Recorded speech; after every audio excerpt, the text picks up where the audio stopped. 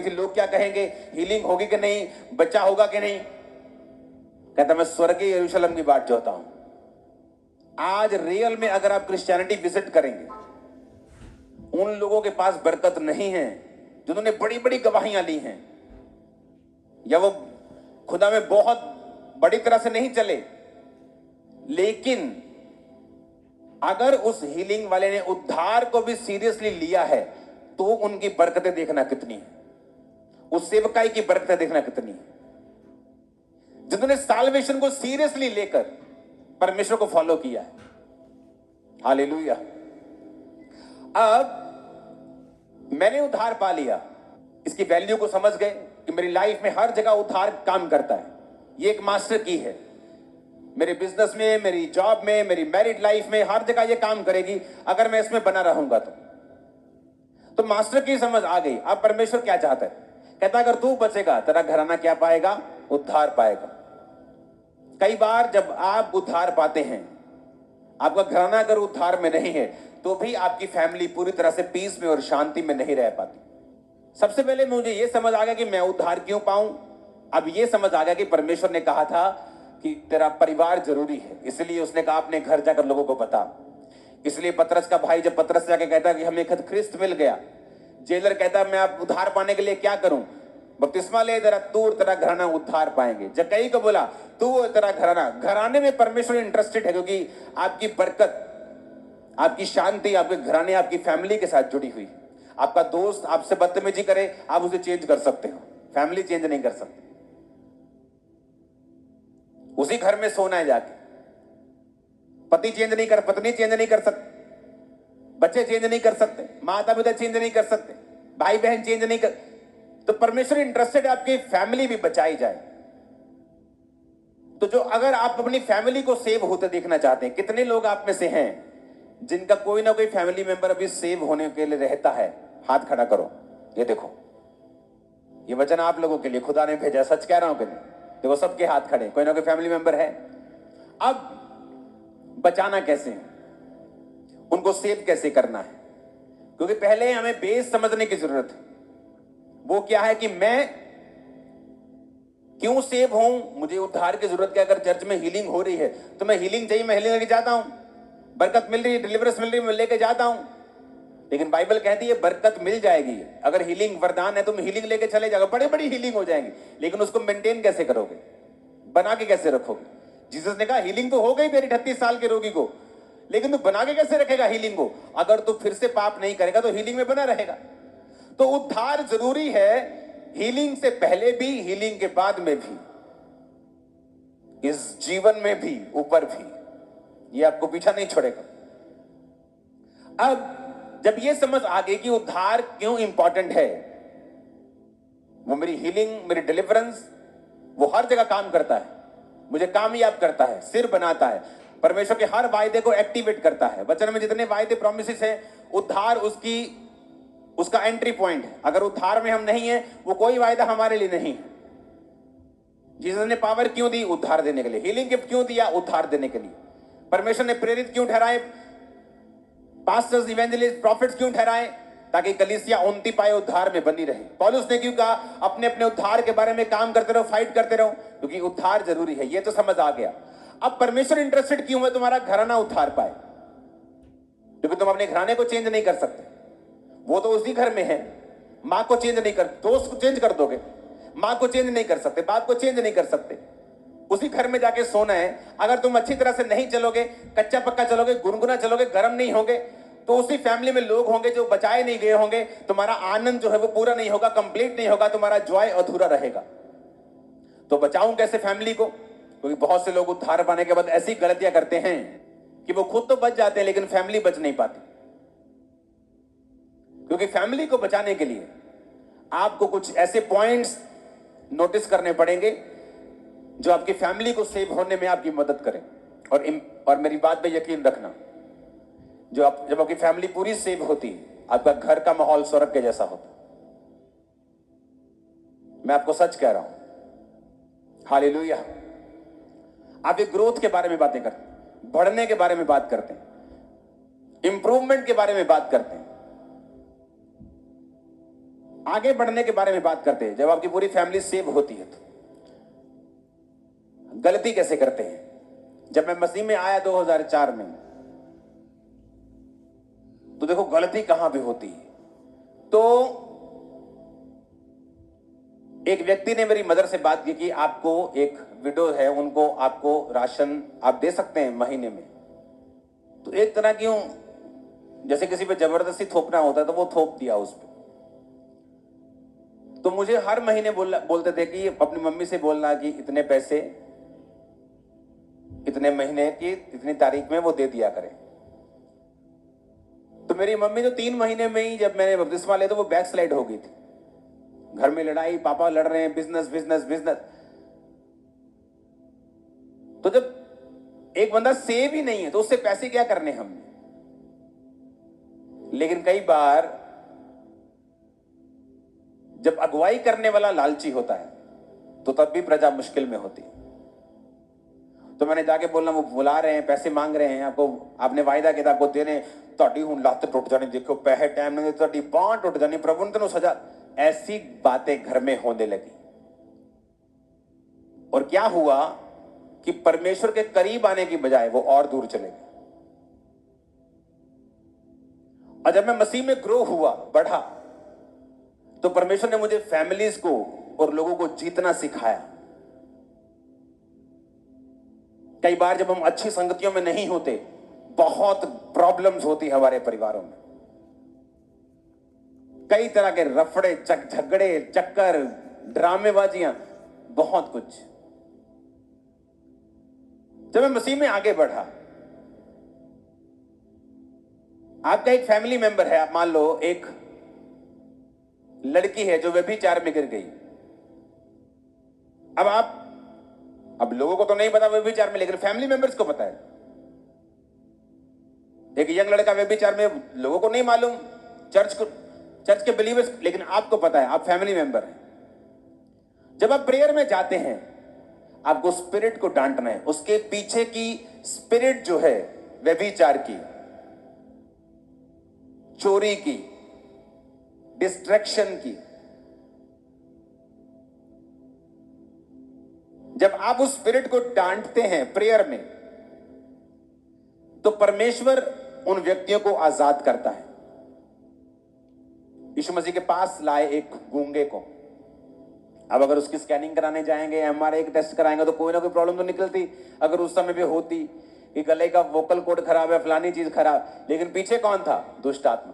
Jesus ने दुष्ट आत्मा को निकाला, वो बंदा ठीक हो गया, गूंगा बोलने लगा। निकाली दुष्ट आत्मा, पर गला ठीक हो गया। जब आप एक अनसेव्ड व्यक्ति को अपने परिवार में देख रहे हैं, आपका बेटा है, बेटी है, मां है, बाप है, नशे में, उस स्पिरिट को देखो, कौन सी स्पिरिट इसकी लाइफ में काम कर रही। और जब आप प्रेयर में बैठेंगे, उस स्पिरिट पे हमला करो।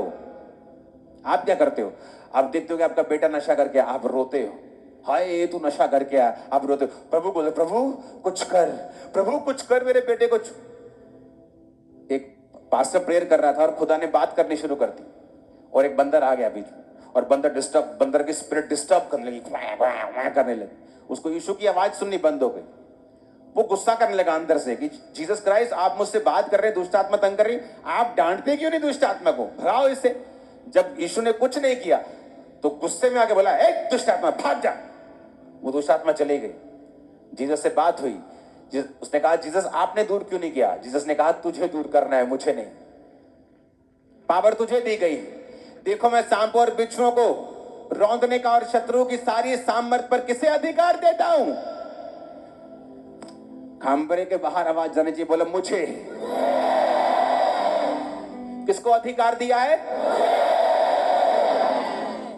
पिछले थर्सडे मैंने बताया था, डिजर्नमेंट, परख का आत्मा। आप जब बैठेंगे, आपको मालूम होता है इस लड़की के अंदर डर का आत्मा है, इसके अंदर कंफ्यूजन का आत्मा है, इसके अंदर कमजोरी का आत्मा है। बिना चीज कमजोरी, यानी कि काम बहुत कर लिया, कमजोरी, दुष्ट आत्मा है उस कमजोरी का। डिस्ट्रैक्शन, नशा, व्यभिचार, दुष्ट आत्मा है। आप जब उनको देखते हैं, आप प्रेयर में बैठेंगे और आत्मिक आंखों से देखेंगे, वो तब खुली होंगी जब आपने सिलेंडर चोरी नहीं किए होंगे, बिजली चोरी नहीं की होगी। जब दिन में 10 चोरियां की हो, 10 चुगलियां की हो, तो आत्मा दिखाएगा क्या? आंखें तो बंद रहेंगी। आंखें बंद रहेंगी। जब दारू पी के लड़का घर आएगा, देखेगा कुछ नहीं, आत्मा में रोती तुम भी रहोगी और चर्च के पास्टर को भी साथ में तुम रुलाती रहोगी, पास्टर जी इसके लिए प्रेयर करो, 10 साल हो गए, कुछ हो नहीं रहा है। तो जब मैं उद्धार में हूं और प्रेयर में बैठा हूं, तो मुझे समझ आ रही है कि इस लड़के के पीछे एक ये वाली दुष्ट आत्मा है, इसके पीछे जादू उटोना है, इसके पीछे ये स्पिरिट है। तो जब मैं प्रेयर में बैठूंगा, उस स्पिरिट को ब्रेक करूंगा इसके अंदर से, खुदाबंद यीशु के नाम में। जादू टोना, ये नशे की स्पिरिट, ये गंदी आत्मा इस बेटी से, इस भाई से आउट हो, आउट हो, आउट। जब आप प्रेयर माउंटेन की प्रेयर अटेंड करेंगे, उस प्रेयर में आप चलेंगे, अपने बेटे की, अपनी बेटी की, अपने भाई की, मां की, बाप की, अपने रिश्तेदारों की, आप स्पिरिट को चेक करेंगे और डांटेंगे उन स्पिरिट्स को, उनको छोड़ के जाएं। जब तक स्पिरिचुअल चीजों की वैल्यू हमारी निगाहों में नहीं बढ़ती, तब तक हम बरकत नहीं पाएंगे और सेव नहीं होंगी फैमिलीज। किसी के घर में कोई मर जाए, रोते लोग, रोते कि नहीं रोते? बताओ भाई, रोते कि नहीं? लेकिन किसी के घर में कोई आत्मिक मौत हो जाए तो लोग रोते नहीं। क्या आत्मिक मौत ज्यादा रोने योग्य है कि शारीरिक मौत? शरीर में मरे तो ऊपर स्वर्ग, आत्मा में मरे तो नीचे भी नरक और ऊपर भी नरक। तो कौन सी मौत ज्यादा रोने योग्य है? आत्मा की। क्या तुम रोए कभी? क्या कभी रो के प्रेयर की अपने बेटे के लिए जो बचा नहीं, अपने परिवार के लिए? क्योंकि हमने तैयारी नहीं की उनके बचने की। हमें आत्मिक मौत ऐसी लगती है तो ठीक है, ओ नहीं ये चर्च नहीं जाता, ओ मैं कहना भी नहीं, बहुत बहुत दयालु बन गए जिदा ना, बहुत भले मानस का हुंदा बंदा ना, बहुत किते नहीं नहीं मैं नहीं कहता इनू चर्च जान। तुम उसे धक्का दे रहे हो नरक की ओर। नीचे भी लाइफ नरक कर बैठेगा वो, और ऊपर भी नरक कर बैठेगा। जब लाइफ में, आंखों में, निगाहों में स्पिरिचुअल मौत का दर्द ही नहीं है, तो तुम रोओगे नहीं जब प्रेयर में बैठोगे। जब प्रेयर में बैठोगे और अगर आत्मिक मौत का दर्द होगा कि यह बंदा आत्मिक मरा हुआ है, ये फैमिली मेंबर, आप रो के प्रेयर करोगे, प्रभु इसे जी उठा, इसे छू, स्पिरिट को डांटोगे और उसके लिए प्रेयर करोगे। कितने मेरी बातों को समझ रहे हैं? आप उनके लिए, उनके सामने राइट रीति के साथ जियोगे। आप उनसे हमेशा प्रेम करोगे। आप उनके सामने हमेशा पेशेंस रखोगे। आपने 10 बार प्रीच किया, 11वीं बार वो फिर वही गलती करें, आप उन पे भड़क नहीं सकते कि तूने सुनता नहीं, मैं कितनी बार समझाया तू, आ काम नहीं करना, यीशु मसीह मान। नो, आप नहीं कर सकते। साल्वेशन जबरदस्ती की नहीं है। आप एक मां होने के नाते उस पर मां का फर्ज अदा कर सकते हो कि आप उसको जबरदस्ती बोल दो कि आज तुझे चर्च चलना है, वो अलग बात है। लेकिन एक अनसेव्ड लॉस्ट सोल को हमेशा बचाने के लिए आपको ये बार बार उन्हें बताना पड़ेगा कि परमेश्वर की योजना तेरी लाइफ के लिए अच्छी है। परमेश्वर तुझसे प्यार करता है। परमेश्वर तुझसे इतना प्यार करता है कि वो तेरी लाइफ को ब्लेस्ड करना चाहता है, तुझे खुश देखना चाहता है। परमेश्वर तेरे लिए भला सोचता है, उसकी योजना तेरे लिए भली है। आप उसे 1 दिन नहीं, 2 दिन नहीं, 2 साल नहीं, 10 साल नहीं, 20 साल भी यही बात बताओगे, जब तक वो बचता नहीं। आप अगर पेशेंस खो दोगे, धीरज खो दोगे, वो नहीं बचेगा। आप गुस्सा करोगे, वो नहीं बचेगा। ये गलती मैंने मसीह के पहले साल में की, जब थ्रेटन करके मैं चाहता कि इनको मसीह में लेके आया जाए। ऐसा नहीं होता, क्योंकि जिस ग्रुप में आप रहते हैं उसी की जैसी बातें आप बोलने लगते हैं। लेकिन बाद में जब मसीह में मैं ग्रो हुआ, समझ आया कि मसीह प्रेम है, गॉड इज लव, तो मुझे लव के बारे में प्रीच करना है और राइट लिव करना है। मैंने को बताया, जब मैंने अपनी माता को ऑलमोस्ट मैंने अपने सभी फैमिली मेंबर्स को बपतिस्मा दिया अपने भाई को छोड़ के, क्योंकि उसने मेरे साथ लिया था। एक भी जन को मैंने प्रीच नहीं किया बैठकर, उन्होंने मेरी जिंदगी को देखा और मसीह को ग्रहण किया। और जब पहले मैं लड़ लड़ के प्रीच कर रहा था, वो मसीह से दूर हो रहे थे। क्योंकि अगर आप सही तरह से जिएंगे नहीं, राइट कैरेक्टर के साथ उनके सामने सब कुछ नहीं लेके आएंगे, आपके फैमिली मेंबर्स नहीं बचेंगे। आप दुनिया बचा सकते हो, फैमिली मेंबर्स नहीं, क्योंकि दुनिया आपके गिफ्ट से बच जाती है, आपके कैरेक्टर से उनको लेना देना नहीं। कैरेक्टर आपको मेंटेन रखता है, बचा के रखता है, बना के रखता है, लेकिन फैमिली कैरेक्टर देखती है, करीबी लोग कैरेक्टर देखते हैं। हालेलुया, ऊंची आवाज में हालेलुया बोलो। तो फैमिली मेंबर्स को बचाना है तो स्पिरिट को रिकॉग्नाइज करना है, कौन सी उनकी लाइफ में काम करती है, उसको डांटना है। वो आलस की स्पिरिट है, डर की स्पिरिट है, कमजोरी की स्पिरिट है, अशुद्धता की स्पिरिट है, वो कौन सी स्पिरिट है, आप उसको स्पिरिट को पहचान कर उसको डांटना है। उनके सामने सही रहना है, उनसे प्यार करना है, उनके सामने धीरज रखना है, और अपने, अगर आप पत्नी हैं, एक अच्छी पत्नी बने। आपके घर के बर्तन गंदे हो सारी रात और आप बोले मैं प्रार्थना करने बैठ गई थी और घर की सफाई ना हो, और आपका पति बचा हुआ नहीं है, तो वो आप खुद एक रुकावट है अपने पति को सेव करने में। आप बोले मैं तो सेवक हूं, मैं तो पास्टर हूं, और आपकी पत्नी भूखी और बच्चे स्कूल जाने से बैठे हो, आप एक अच्छे पास्टर नहीं हैं। कृपया करके सेवकाई छोड़ दें, क्योंकि जीसस ने कहा जो अपना घर नहीं संभाल सकता वो सेवा नहीं कर सकता। अगर आप कैरेक्टर में नहीं हैं, सुनो, लोग बोलते हैं अच्छा बिजनेस में फेल हो गए, चलो पादरी बन जाओ। अगर तुम बिजनेस में फेल हो गए, तुम चर्च में भी फेल हो। तुम्हें पहले कोई चेला ताश नहीं खेल रहा था जब जीसस ने बुलाया, कोई नाव पर जाल धो रहा था, सब काम कर रहे थे। कोई चाहे बड़े लेवल का काम कर रहा था, कोई छोटे लेवल का काम कर रहा, लेकिन सब काम कर रहे थे, कोई वेला नहीं था। अपने आप को वेले रहने से बचाओ, अपना एक नमूना बनाओ, अपनी फैमिली में एक नमूना पेश करो, अपने आप को एक कांटेक्ट पॉइंट की तरह रखो कि जीसस का आप कांटेक्ट पॉइंट है, जिसके जरिए से परमेश्वर ने साल्वेशन देनी है। अगर उसको आप करप्ट करेंगे, खराब करेंगे, तो आप यीशु मसीह की योजना के ऊपर एक रुकावट डालेंगे। कितने इन बातों को समझ रहे हैं? उद्धार क्यों जरूरी है समझ गए, क्यों लेना है समझ गए, यीशु मसीह ने पावर क्यों दी, हीलिंग क्यों दी समझ गए, खुद उद्धार लेना है क्यों ये समझ गए, परिवार क्यों देना है ये समझ गए। और मैं आपको बता रहा हूं, आप जब राइटली जिएंगे, सही रीति के साथ जिएंगे, आपका बेटा आपको चोरी के पैसे लाके देता है, आप एक विश्वासी मां है, किस हाथ से, किस मुंह से उस पैसे को पकड़ती हैं और किस हाथ से उसका आटा, दाल और चावल खाती हैं, आप सेव नहीं। आपको सिखाना है, चाहे कुछ दिन भूखे रहो, कुछ दिन दुखी रहो, क्योंकि राइट स्पिरिट में रह के हमें परमेश्वर में बढ़ना है, ताकि हम सेव हों और हमारे परिवार बचाए जाए। हालेलुया। आप जब राइट जिएंगे, आप देखना ग्रेस काम करेगी। एक पास्टर अपनी चर्च में प्रीच करता था, प्रीच कर करके थक गया, लोग नहीं सुधरे। कहता मैं इतना फ्रस्ट्रेट हो गया अपनी सेवकाई से, मैं दूर जाके प्रेयर करने लगा। कुछ हफ्ते मैंने प्रार्थना में बिताए, और जब मैं वापस आया तो कहता पुलपिट में मैंने प्रचार शुरू भी नहीं किया था, अभी वर्शिप भी कर रहा था, लोग रोने लग गए, प्रभु मुझे माफ कर। आज मैं तौबा करता हूं, तो तौबा करती हूं। रीजन, जब आप खुद परमेश्वर के साथ सही हो जाते हैं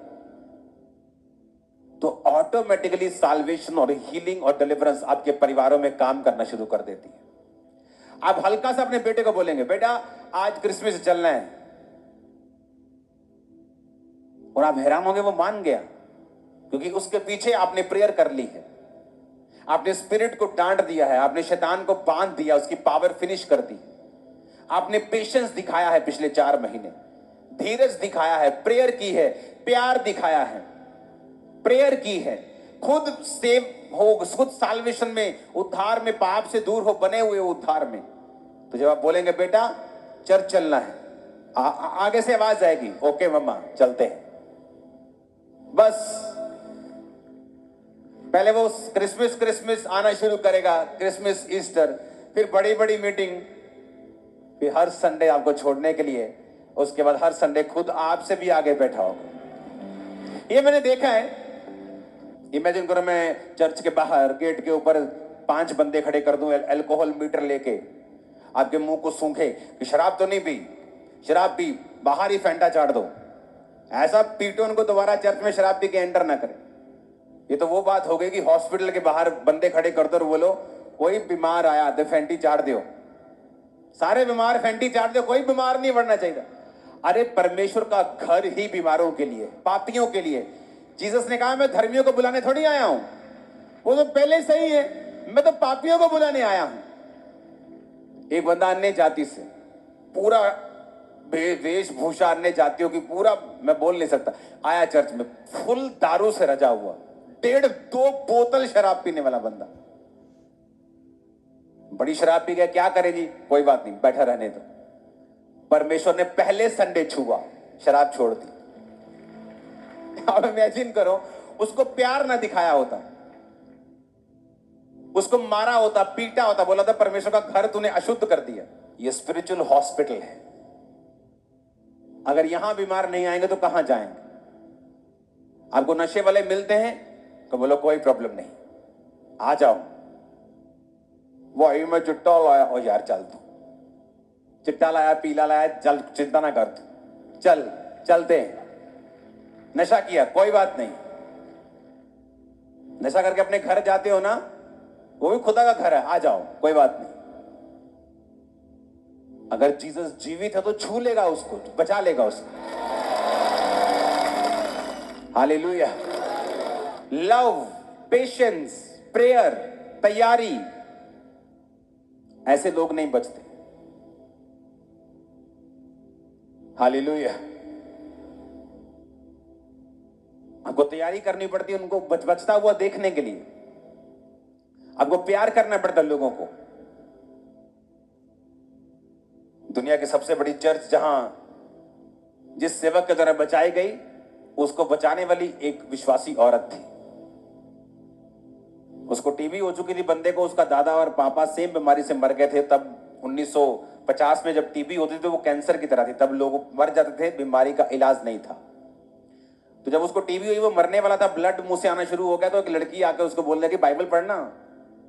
कहता नहीं नहीं, मैं बौद्ध धर्म से हूं, हम बाइबल नहीं पढ़ते। उसने कहा प्रभु यीशु तुम्हें चंगा करेगा, यीशु धर्म बदलने नहीं आया, जीवन बदलने आया, आप बाइबल पढ़ो। उसने कहा नहीं नहीं, मैं नहीं ले सकता। वो रोने लगी लड़की, प्रेयर करने लगी रो के, प्रभु इसके दिल को छू। उसने कहा ठीक है तू रो मत। कई बार इतनी सी जबरदस्ती करनी पड़ती है आपको कि चला चर्च में चलते हैं, प्यार के साथ, गुस्से के साथ नहीं, लव के साथ, पैशन के साथ।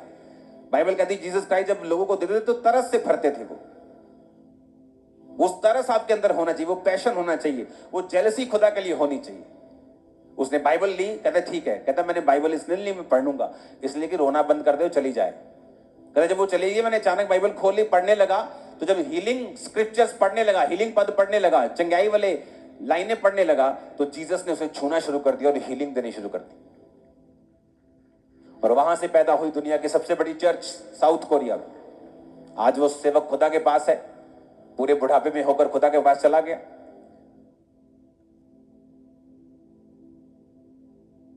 हालेलुया। अब अपने घरों में लोगों को इनवाइट करते हैं, प्रीच करते हैं। तो ऐसा भी होता है कि आपके घर के बाहर एक नॉन बिलीवर आया और आपकी मीटिंग से घर के बाहर सिगरेट पी रहा हो और आप उस पर गुस्सा करते रहे, तो तेनों नहीं पता तू चर्च आया है। आप उससे प्रेम करेंगे, वो खुद सिगरेट को लात मार देगा एक दिन, मैं आपको बता रहा हूं। जीसस ने पाप से नफरत की है, पापी से नफरत नहीं की। हमें पाप से नफरत करनी है, हमें गंदगी से नफरत करनी है, आदमी से नफरत नहीं करनी। इसीलिए क्रिश्चियनिटी, जो आज 400 करोड़ लोग इसे दुनिया के हर कोने में अगर आप देखोगे भीड़ें लगी भी परमेश्वर के पीछे, रीजन वो प्यार करने वाला परमेश्वर है। जो नया व्यक्ति आपके पास आया, अगर वो घर के बाहर जाकर वो चैनी खैनी लगा रहा है तो उसे डांटो मत, डोंट वरी। एक दिन वही होगा जो प्रीच करने वाला भी हो सकता है। जिस दिन मैं चर्च देखने के लिए गया था 16 अगस्त 2004 रात को 8 बजे, उस दिन मैंने नशा किया हुआ था। इमेजिन करो अगर पास्टर लोग बोल देते कि भाई साहब आपने अभी खाया पिया हुआ है, कल आना, तो हो सकता कल आता ही ना, मैं भूल जाता, बोलते चल छोड़ो, सालों बाद फिर ये योजना टल जाती या मर जाता। लेकिन जब आप प्रेम करते हैं, प्यार करते हो, क्योंकि हॉस्पिटल्स तभी चाहिए जब आप बीमार हैं। जब चंगे हो गए फिर क्या सिर पे मारना है हॉस्पिटल तुम्हारा? कौन जाता है डॉक्टर के पास जब वो चंगा भला हो?